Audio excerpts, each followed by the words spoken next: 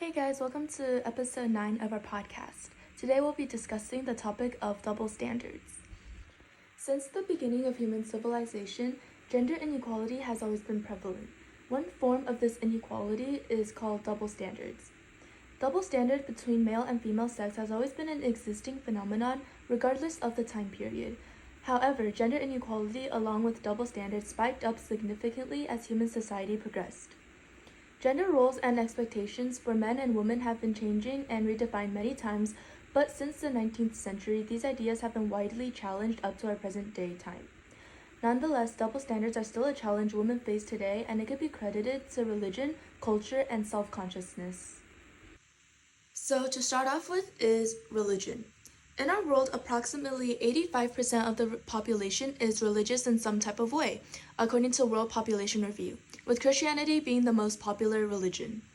Christianity has been around for more than 2,000 years, and through that time, the words of the Bible have been perceived in many different ways by many different people. One perception, however, has led to the sexism and misogyny that is deeply ingrained in many Christians in our present-day society. The Bible, written in around the 10th century BCE, is filled with stories and parables regarding God's words.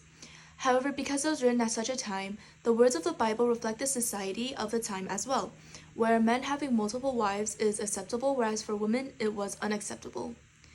Now, as time progressed, having multiple wives became much more unacceptable than it had been in the past.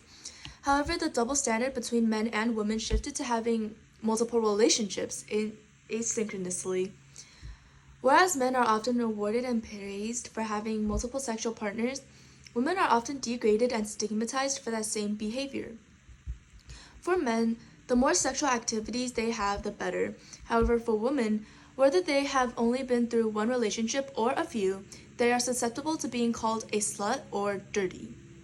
Sexual activity aside, the stories in the Bible also seem to place men on a pedestal and portray them as the superior sex. In the infamous story of Adam and Eve, the Bible writes that Eve was made of the lower rib of Adam. Many people, especially men, who read this perceive the meaning of this story is men are better than women, or men are stronger than women, and etc. Although it was never explicitly addressed in the Bible, many people, especially men, tend to bend and perceive the story to their advantage. Although Christianity is the only one that I have mentioned and analyzed, this idea goes for many other religions too. All in all, religion is one of the oldest existing factors of double standards in our society, as many people turn to it as an excuse for their sexism and misogyny. And a quick note, this section is criticizing people's perception and use of religion as an excuse, and not the religion itself. The next one is culture. As mentioned earlier, gender inequality has been around us since the beginning of our existence. In every era of our history, some more obvious than others, gender inequality can be seen, and it is never in favor of women. I'll use China as an example. China, since the ancient times, have always had inequalities between men and women. During their dynasty era with emperors and royalties, there was a rule that only the eldest could inherit the throne, but only if the eldest is a male. The rule only applies if the eldest is a male, and if not, if it is a daughter, she must be sent off to another kingdom to get married. Women of the time could only attain their status through who they marry, and this does not only apply to China. Throughout our world history, the cultural norms and beliefs have evolved as time passed. However, the ideas still remain deeply ingrained into society, as the ideas have been passed down from generation to generation. As our society progresses, these double standard issues have been addressed more frequently. However, many people are still subconsciously retaining the double standards of the past. Not only this, but similar to the religion factor, many people, especially men, are using their cultural history as an excuse for their sexist and misogynistic behaviors and their double standards. Now, the last factor that contributes to our society's double standards is a person's own self-consciousness. Many elements, such as fear of rejection, acceptance, and internalized bias, can lead to the projection of double standards. To begin with, the fear of rejection. Our society is progressing as aforementioned, however, a big handful of people are still hanging on to the outdated ideas of the past regarding men and women, especially parents. This becomes a problem when the next generation of our society is trying to reform harmful ideas while their parents hold on to the very ideas that they're trying to get rid of. Cases like this are very common, and when it does arise, it causes the children who are easily influenced or are pressured to also conform to these ideas in fear of being rejected by their parents or other influential figures in their lives, halting progress within our society. Next off is the desire to be accepted. While attempting to promote equality between men and women is in most women's interest, some women would prefer to be accepted by men. Contrary to popular beliefs, the term slut is almost always used by women to degrade other women. This can happen for a variety of reasons, one being the seeking of approval by men after saying it, and another being their queen bee mentality, where they have to put down other women to make themselves feel superior. Thus, the double standards against women are often upheld by women as well. And the last one is internalized bias. Due to the long prevalence of inequalities and double standards, it is no surprise that it has left a lasting impact on our society. Many people nowadays, even those who are fighting against this harmful phenomenon, have found themselves unconsciously abiding by these double standards. Fortunately, however, this is a sign that our society is slowly moving past these inequalities, and although remnants of the past ideas still remain, as time progresses, these ideas will slowly start to fade. One theory that I found that really explains gender inequality and double standards really well is the conflict theory. The conflict theory by Karl Marx is the theory that different groups of people acquire conflict through their struggle for dominance. The conflict theory suggests that everyone is in a constant state of conflict because of their endless competition for resources such as housing, jobs, education, etc. This theory seeks to explain why some people are benefited while others are exploited in different situations, and suggests that the quote-unquote dominant people try to continuously become even more dominant, even if it's at the expense of the suffering of other people. This theory heavily connects with the double standards women face today. The men in our society corresponds with the quote-unquote dominant ones of Marx's theory, whereas women corresponds with the ones who are exploited by men to keep their status. There are multiple layers to this theory, including power dynamics, dominant ideology, and control. The conflict theory highlights the existence of power dynamics between different groups of people, and in this case, between men and women.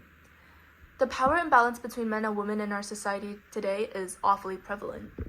Double standards rose to reinforce this imbalance between men and women, with men setting these standards to benefit themselves at the expense of women. During the 19th to 20th century in the United States, the one and only reason why men did not want women to be able to vote was because they were afraid of women gaining more power, since they wanted themselves to have all the power. Hence, during that time, men would establish many double standards and other ways of disencouragement against women in order to prevent them from gaining power to vote. The conflict theory also suggests that the dominant groups in many society promote ideologies to justify and maintain their position in society. This is heavily applied to the issue of double standards as well, as it can be seen that men often impose unfair standards in order to maintain their own superiority over women as well as control. Okay, so for our high school audience, I'm sure many of you have been required to read a variety of literature. So as you read through them, I don't know if you guys caught on to the double standard ideas incorporated, so Joy will go through them. Gender double standards in literature are often reflected in the portrayal of characters, the themes explored, and even the expectations placed on male and female protagonists. And these double standards can shape the dynamics between characters and reinforce societal norms regarding gender roles and behavior. Some of the ways that these double standards are shown in literature can be basically character expectations, where male characters are often depicted as like strong and assertive and independent, while female characters are expected to be kind of like a mother, like nurturing, submissive, and supportive. And this can be seen in the way male protagonists are celebrated for their bravery and resilience, while female protagonists are praised for their beauty and compassion. And in literature, male characters are often depicted in roles of power and authority, such as leaders, warriors, and adventurers. But female characters are often relegated to supporting roles or professions traditionally associated with caregiving, such as nurses, teachers, or homemakers. And Even in aging and appearance, male characters in literature are often allowed to age gracefully and maintain their dignity and attractiveness regardless of their physical appearance, but female characters are often portrayed as losing value or relevance as they age, and their appearance may be scrutinized more harshly. And as I mentioned, male characters are often more praised for their strength and ability to overcome obstacles, while female characters may be judged more harshly for displaying similar traits or for failing to conform to gendered expectations of vulnerability and passivity. And I feel like this is like the most obvious double standards that are shown through literature.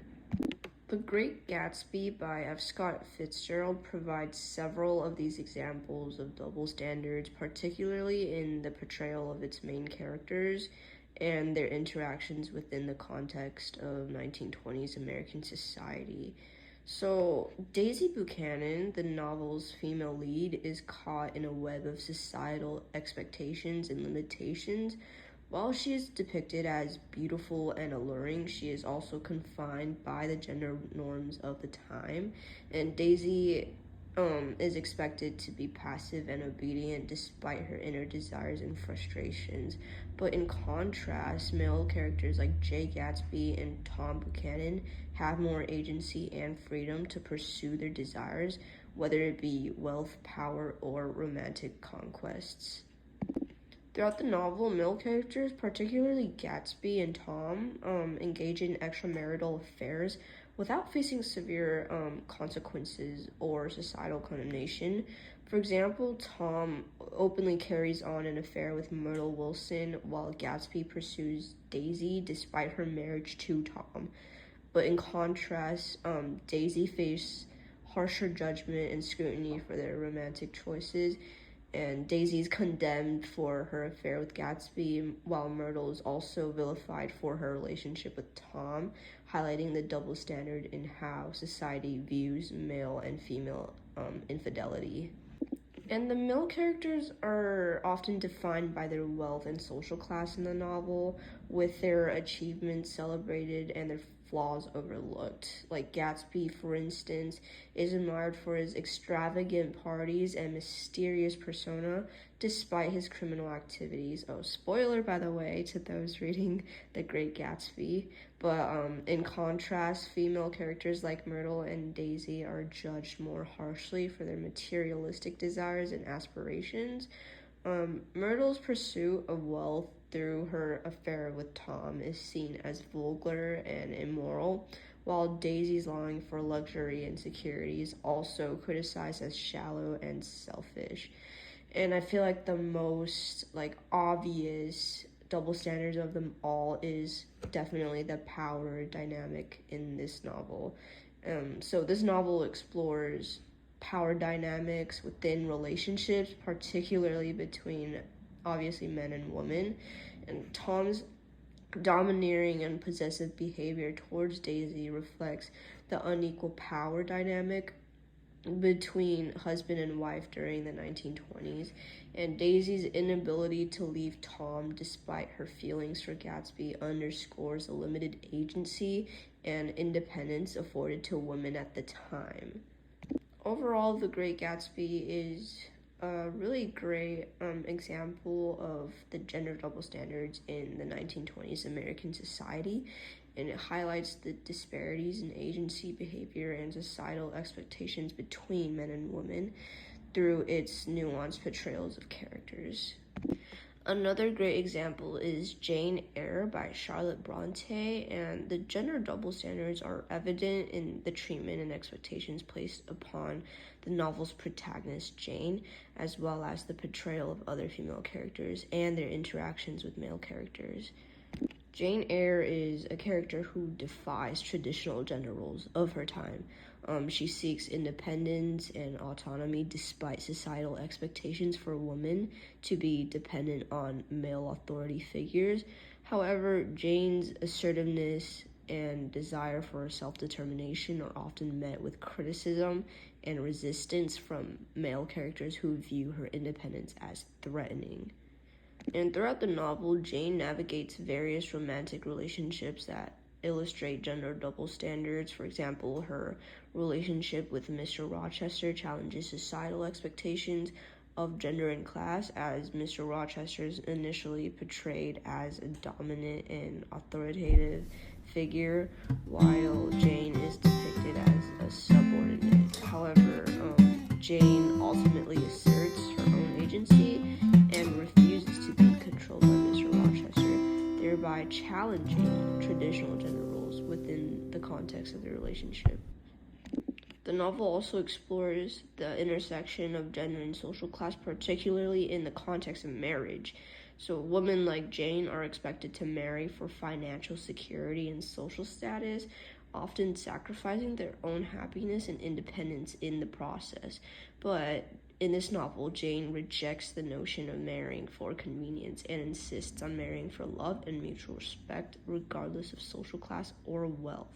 So overall, Jane Eyre offers a nuanced exploration of gender double standards and the ways in which women navigate and challenge societal expectations in pursuit of autonomy, independence, and self-determination.